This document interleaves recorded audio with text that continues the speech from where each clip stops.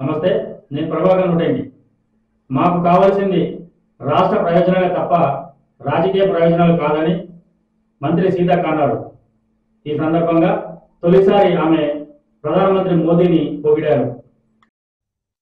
20 నిమిషాలకు వారు ఆదిలాబాద్ జిల్లా కేంద్రంలోకి రాబోతున్న సందర్భంగా మరి వారికి స్వాగతం పలుకుతూ అఫీషియల్ ప్రోగ్రామ్స్లో పాల్గొనడానికి మన రాష్ట్ర ముఖ్యమంత్రి గారు గౌరవ శ్రీ రేవంత్ రెడ్డి గారు 9:30కు వారి ఇక్కడికి రావడం జరుగుతుంది.